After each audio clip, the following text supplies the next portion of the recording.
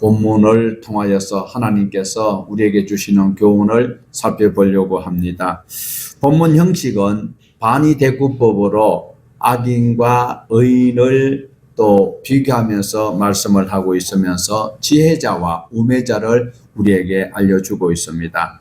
하나님을 하나님으로 사람이 피조물인 것을 알 수 있는 그것이 바로 총명에서 시작되는 것입니다. 뿐만 아니라 자신의 한계와 원남을 알고 있는 그 사람은 바로 겸손을 경험할 수 있고 알 수 있는 데서 우리의 삶이 시작되고 연결되고 있다는 것입니다. 1절만 보시겠습니다. 유순한 대답은 분노를 쉬게 하여도 과격한 말은 노를 격동하느니라. 유순한 대답과 과격한 말을 서로 대조를 하는 짧은 구절 속에 많은 단어들을 우리가 생각해 볼 수 있도록 말씀을 하고 있습니다. 잠언의 내용 중에서는 언어에 대해서 매우 많이 반복적으로 교훈을 하고 있습니다. 계속해서 반복하고 있습니다. 그것은 우리 인생살이에서 꼭 필요한 거예요.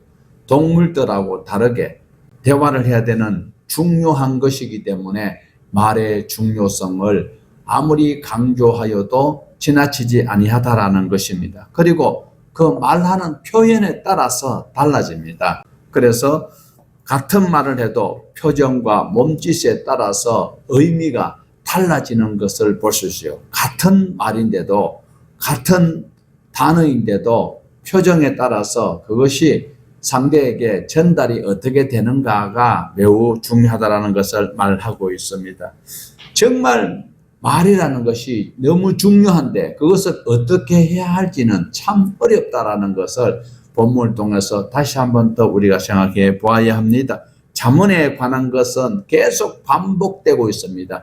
자, 그래서 오늘 우리가 1절에서 보았던 것은 바로 유순한 대답은 분노를 쉬게 하여도 과격한 말은 노를 격동하느니라.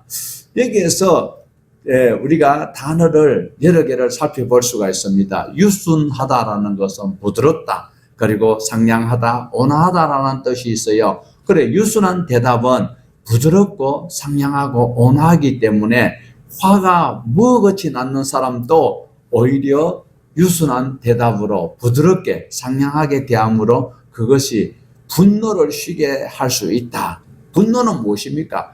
불타다, 타오르다, 막 확 덤비는 그런 뉘앙스가 있는 단어지요. 그래서 그렇게 화가 불같이 활활 타오르는 그런 성격을 가진 자가 분노를 하고 있을지라도 유순하게 상냥하다라고 온유하게 대할 때는 그것이 쉬게 된다라는 것이죠. 쉬게 된다, 과격하다, 불쾌하다.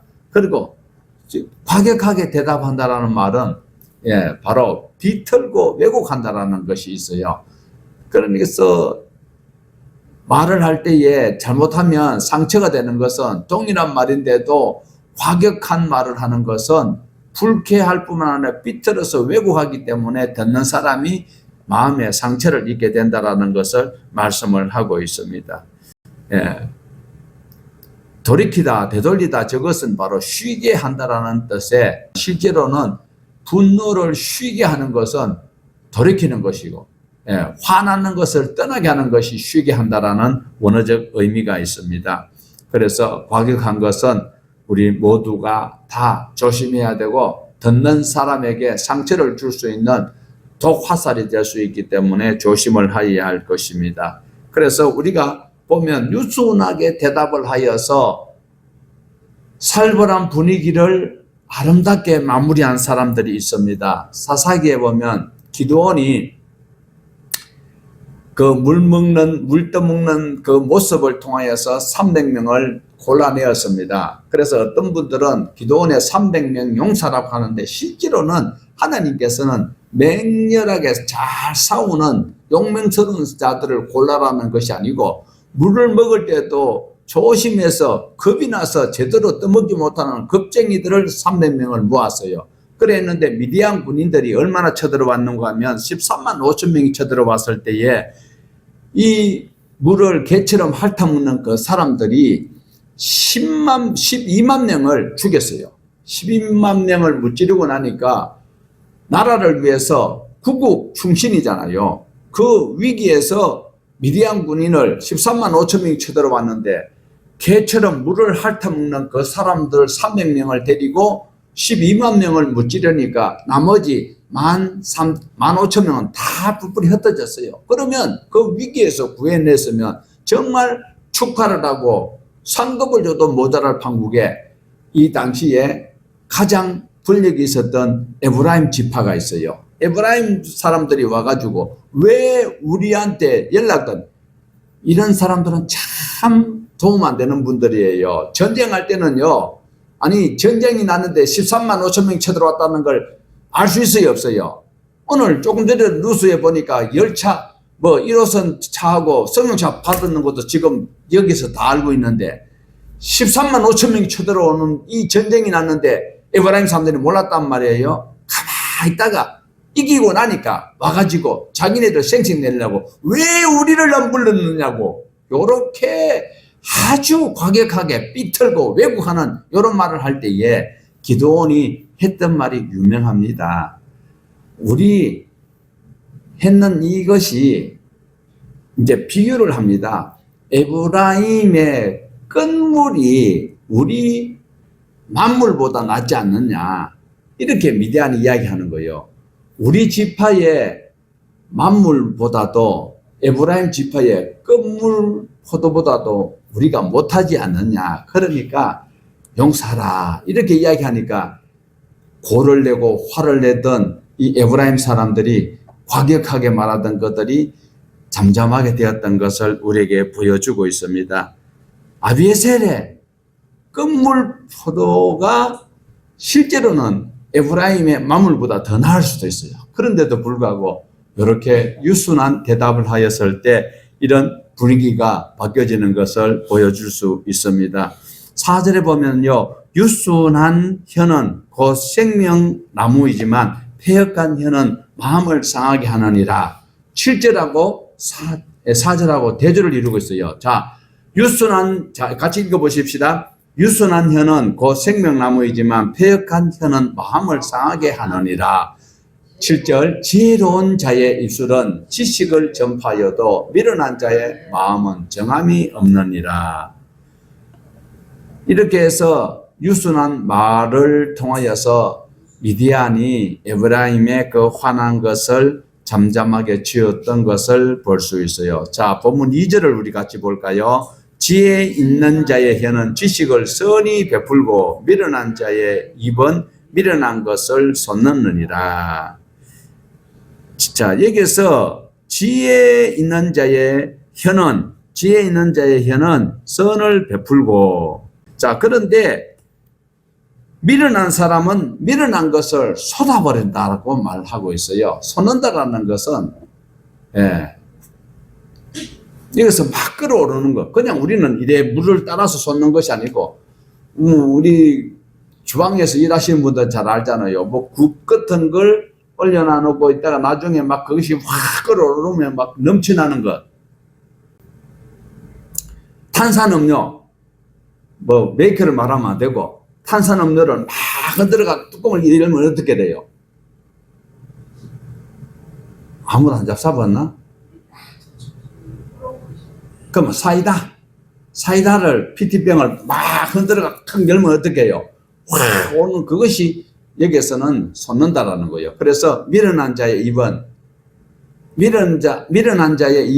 미련한 것을 푸아 쏟아내는 거예요. 가만히 있으면 2등한다. 그 말을 여기서 하고 있습니다. 자, 우리 아까 4절도 보았는데요. 4절을 잠깐 우리에게 소개하는 것은 유순한 혀는 생명나무이지만 패역한 혀는 마음을 상하게 하느니라. 이 말씀은 어떤 말씀인가 하면은요, 여기서 온순한 소리는 원어로 보면 마르페인데 라파 여호와 라파 치료한다라는 것이거든요. 그러니까 고치는 혀는 곧 생명나무이지만 패역한 삐뚤어지는 것은, 여기서 언어로 보면 셀레프라는 단어가 자문에 딱 2번 나오고 있는데요. 이 삐뚤어졌다라는 거예요. 삐뚤어진 혀는 마음을 상하게 한다.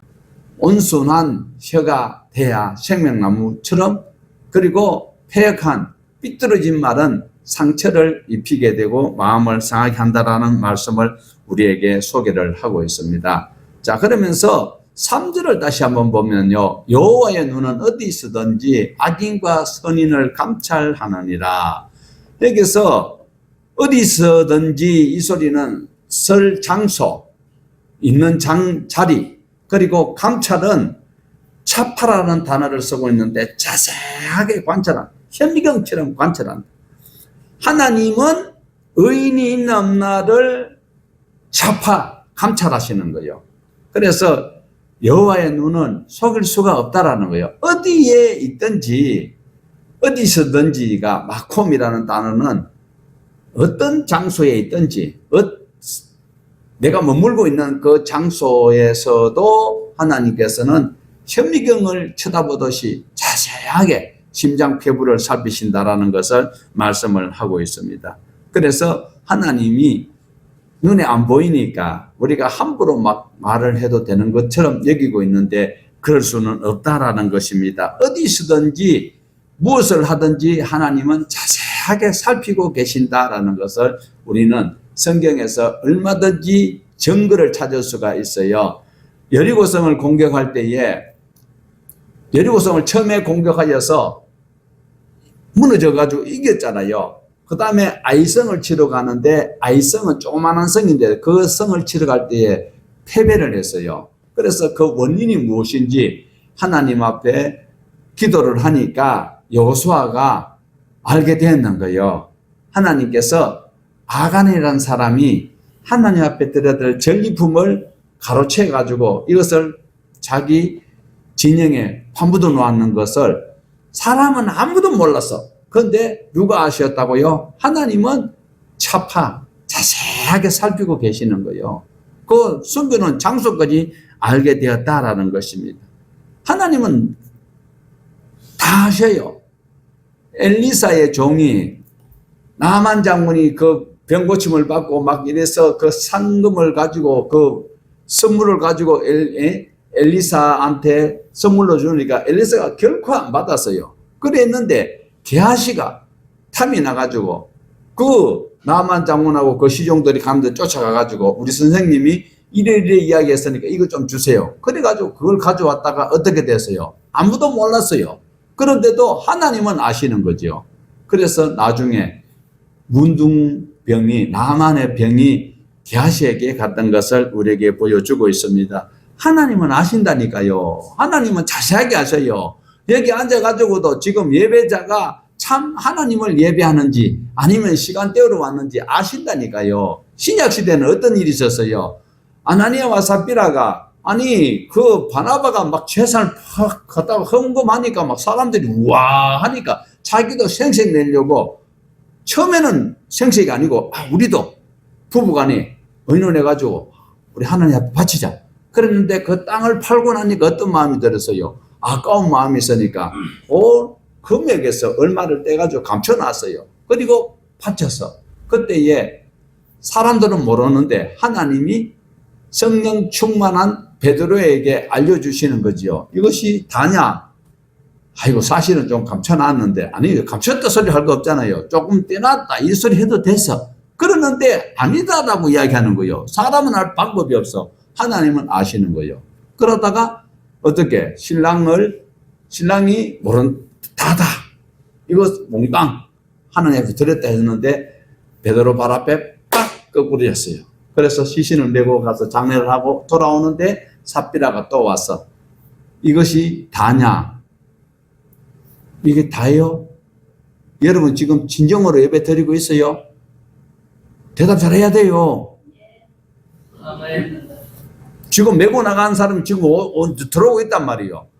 그런데 삽비라도 동일하게 거짓말을 하였는데 아시는 하나님께서 베드로의 그 입에 번세를 허락하셨는 거예요. 그러니까 부부가 다 어려운 일을 당했던 것을 볼 수가 있습니다. 오늘도 우리가 말은 정말 잘해야 되는 거예요. 중요한 거예요. 하나님께서 우리의 입술에 말씀을 주시는 것이 창조적 능력이 있다라고 하는데, 말하는 데마다 척척 이루어져서 그것이 아니라 내가 하나님을 향하여서 얼마만큼 하나님을 신뢰하는 말을 하는가, 그게 중요한 것이라는 거예요. 흘러가는 소리로 아멘 하는 거하고 정말 내가 하나님을 신뢰하면서, 그렇죠? 천번만번 지당한 말씀입니다. 함요, 그렇고 말고요. 이게 돼야 되는 거예요. 오늘날 교회 안에서 예배가 홍수시대에 있어요. 그런데 그 예배를 통하여 예배자들의 삶이 달라진 것이 하나도 없어. 그냥 선데이 크리스찬, 주일날만 교회 와서 예배함으로 천국 가야 되겠다라는 그 욕망만 가지고 있는 사람들이, 하나님의 말씀이 이러하니까 내가 그 말씀대로 살아야 되는데 내가 조금을 또 부족했네요. 하나님 죄송합니다. 그리고 주시는 말씀, 아멘, 예, 살려고 내가 최선을 다해야지요. 그렇게 해야지요. 이러한 삶을 하나님께서는 그 입술에 말에 열매를 맺도록 하나님께서는 우리에게 조심하라고 말씀을 하고 있습니다.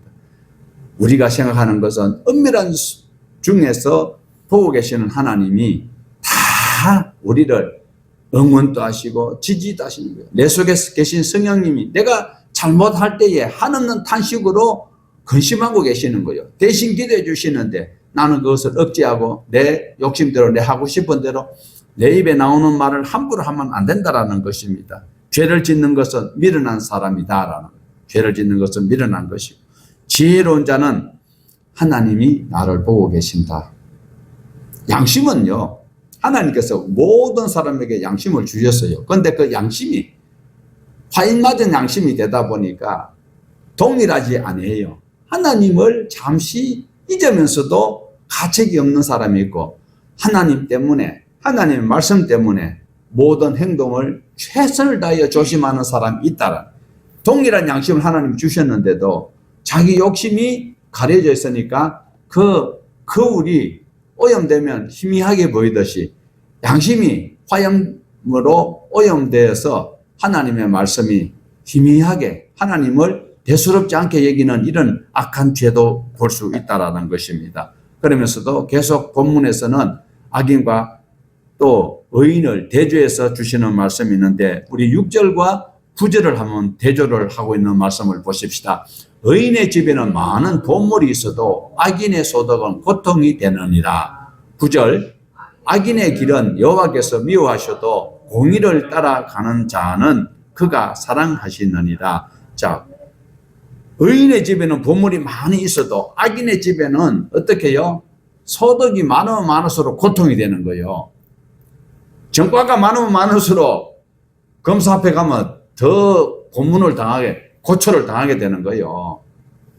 악인의 길은 여호와께서 미워하셔도 하나님의 진리의 말씀을 쫓아가는 자는 그가 누굴까요? 하나님이 사랑하신다라고 말씀을 하고 있습니다. 이것이 악인과의 대조를 말하고 있는데, 8절을 우리 볼까요? 15장 8절. 악인의 제사는 여호와께서 미워하셔도 정직한 자의 기도는 그가 기뻐하시느니라. 정직한 자의 기도를 하나님은 기뻐하신다라고 말씀을 하고 있습니다. 자, 구약에서는요, 제사를 굉장히 중요하게 여기고 있습니다. 그런데 그 제사는 우리가 가인의 제사와 아벨의 제사를 통하여서 이미 교훈을 받았습니다. 제사를 중요시 여기던 이 당시에 제사를 하면 모든 것을 하나님은 다 받으시는 줄 알고 있는 사람들이 악인들이다라는 거예요. 의인은 재물이 없어도 그 삶이 하나님의 말씀의 그늘 아래 살아가기 때문에 하느님 앞에 기도만 드려도 하나님은 기뻐하시는데, 악인은 행동을 엉망으로 하고 사람을 괴롭혀 놔놓고 재물만 가져왔을 때 그 제사를 하나님께서는 기뻐하지 않는다라는 것을 이미 창세기에서 우리에게 교훈하고 있는데도 반복적으로 되고 있다. 예배함으로 내 일이 잘 되겠지. 내가 하나님 앞에 말씀 안에서 어떻게 살아가느냐에, 코람데오의 삶을 살아가는 자의 그 마음에 원하는 소원을 하나님께서는 다 이루어 가시는 것인데, 예배만 드리면 하나님께서 들어주실 것이라고 착각하고 있지 말라라는 것이 15장 8절에서 우리에게 말씀하시고자 하시는 장면입니다. 하나님은 정직한 자의 기도는 들으셔도 악한 사람들이 수억만 조의 물질을 드린다 할지라도 하나님은 기뻐하지 않는다라는 것을 말씀하고 있습니다. 예배가 중요합니다. 그러나 예배가 중요하지만 예배하는 자의 태도를 하나님께서는 더 보신다. 레위기에서도 보면 5대 제사가 있는데 너희가 죄를 지어가지고 하나님 앞에 죄를 깨닫게 되거든. 그때 제물이 효력이 있다라는 거예요. 무조건 하나님 옛다 잡수시오. 이래가지고 드리는 예배는 안 된다. 한국만큼 예배가 많은 데 없어요. 무조건 예배예요. 무조건 예배 드린데 무조건 예배를 하나님 받으실까? 드리는 자의 태도, 마음.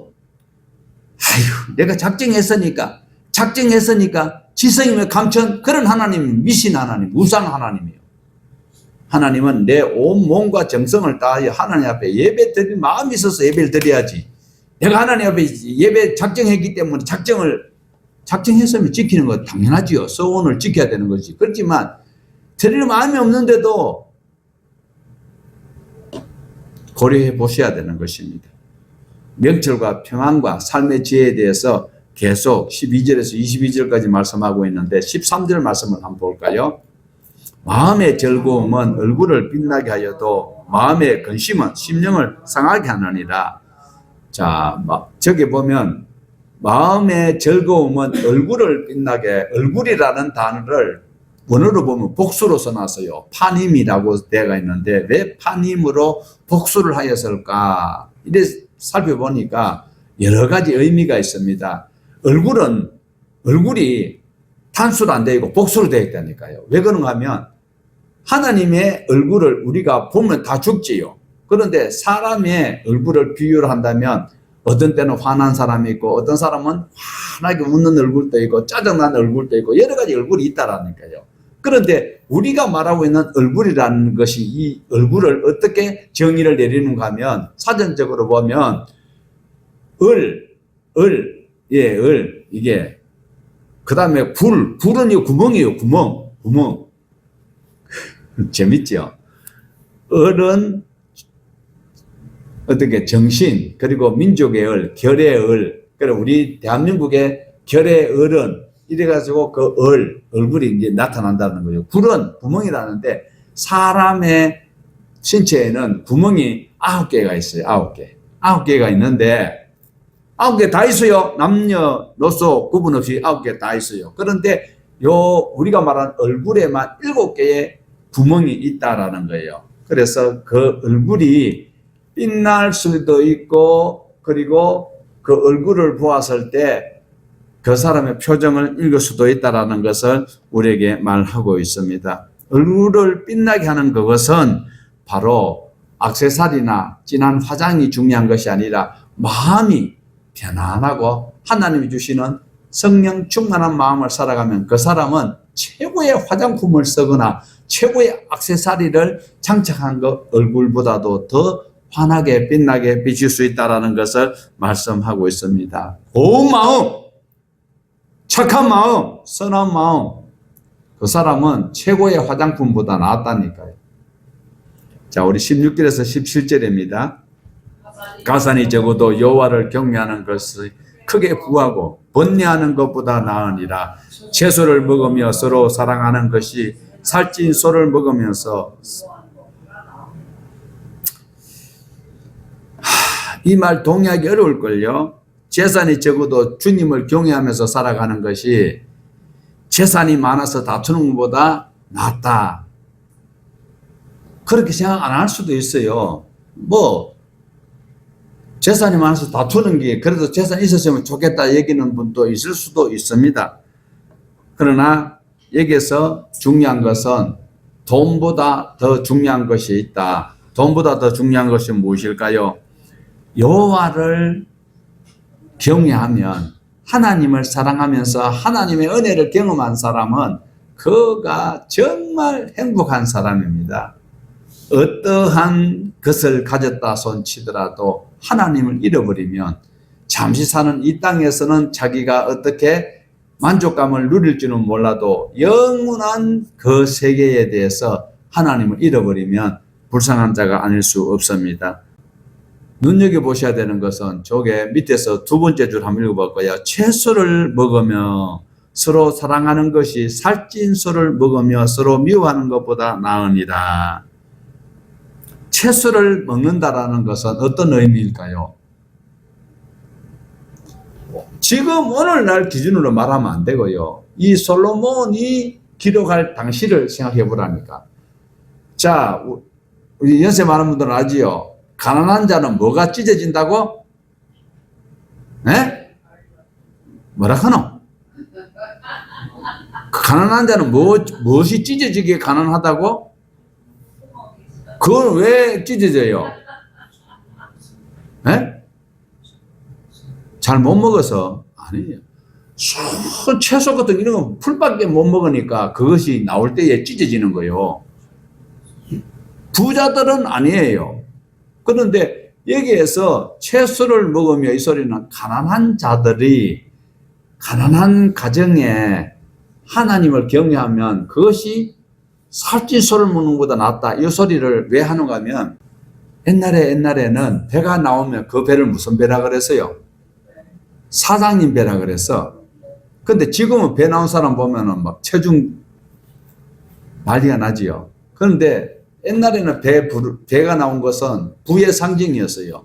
그래서 채소를 먹으면서 하나님 말씀 안에서 웃으며 살아가는 것이 행복하다라는 것을 가난한 자들을 위해서 하는 말이 아니에요. 여기서는 솔로몬이 왕궁에서 볼 때에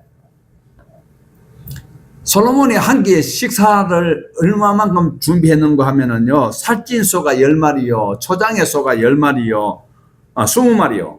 그 다음에 소가 30마리예요. 양이 100마리. 한 번에 하루의 식사량이, 여기서 살찐 소는 어떤 소인지 아세요? 초장의 소는 20마리예요. 살찐 소와 초장의 소가 달라요. 우리가 그냥 읽으면 그냥 소라 하지 왜 살찐 소하고 초장의 소라 하지?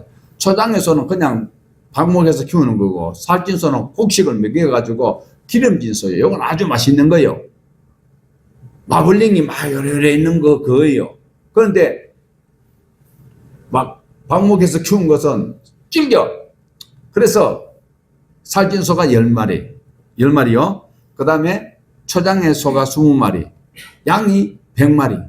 이 정도로 먹는 사람들을 솔로몬이 이래 보니까 살찐 소 고기를 먹으면서 어떻게 해요? 그 안에 있는 사람들이 찢고 뽑고 싸우는 걸 봤다라는 거예요. 그래서 하는 말씀이지, 가난한 사람이 행복하다는 소리 아닙니다. 소고기 먹어도 돼요. 끼니마다 잡수세요. 없어서 못 먹지. 가난한 사람이 행복하다는 소리가 아니란 말이에요.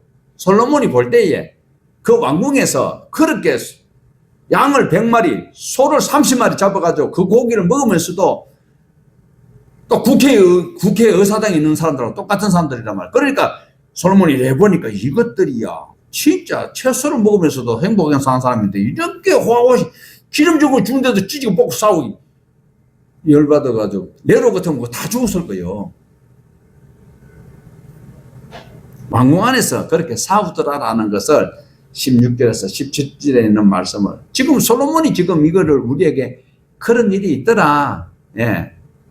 여자들이 지난 시간에 봤잖아요. 여자들이 그래 1000명이나 되는 걸 봤는데 말로 가지고 찌지 뽑고 가지고 망하는 여자가 있고 말을 잘해서 행복하게 사는 사람이 있더라. 솔로몬이 자기가 전부 다 경험해 본 거예요.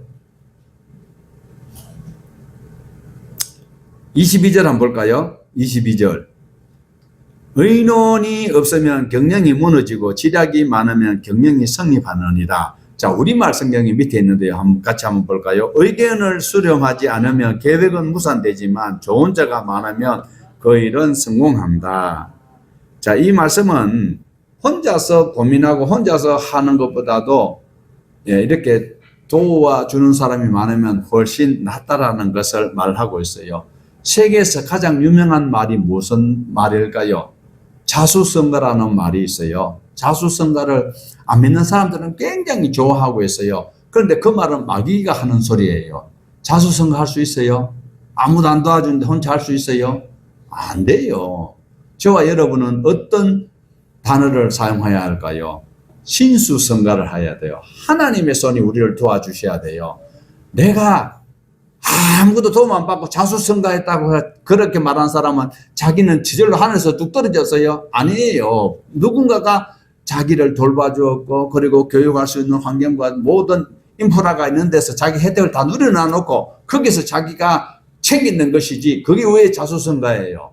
하나님께서는 우리의 모든 입을 것, 쓸 것, 그리고 햇빛과 비를, 공기까지 모든 것을 다 내려주셔서 감사하는 그자가 바로 신수성가한 사람입니다. 그래서 의견을 수렴하지 않으면 계획은 무산되지만 좋은 자가 많으면 그 일은 성공한다. 요즘은 또 그것을 삐딱하게 말하는 사람들이 들어있어요. 하지만 하나님께서는 이렇게 하나님을 경외하고 하나님의 사람들이 함께 모여서 하나님의 기뻐하는 일들을 해내기를 원하고 계십니다. 25절을 보실까요? 여호와는 교만한 자의 집을 흩으며 과부의 지게를 정하시느니라. 솔직히 어린아이나 과부를 이 당시에는 사람 취급을 하지 않는 인권이 말이 아닌 시대가 있었습니다. 그래서 남편이 있을 때 재산을 좀 땅을 이래 자기 땅을 가지고 있었는데 요즘처럼 막 경계를 청량을 잘할 수 있는 것도 아니잖아요. 그래서 이때는 자기 밭이라고 이렇게 표시를 딱 해놨는데 이걸 권력이 있고 힘센 사람들이 자꾸 업신여기면서 힘없는 사람의 땅을 자꾸 침범하는 거예요. 이런 짓을 하는데 교만한 사람은 그런 짓을 하는데 하나님은 그런 것을 굉장히 싫어하신다라는 것을 솔로몬을 통하여서 말씀을 하고 있어요. 교만한 자의 집을 결국은 허물어 버리겠다라고 말씀을 하고 있습니다. 과부의 지게, 지게라는 것이 무엇일까요? 바로 계불이라는 건데 경계, 그 다음에 그 영역, 지역을 계불이라고 하는데 한문으로는 지게예요. 땅의 경계를 하나님께서는 다 정해 놓으시는데도 왜 자꾸 침범을 하느냐? 33절 한번 볼까요? 33절. 여호와를 경외하는 것은 지혜의 훈계라 겸손은 종귀의 길잡이니라.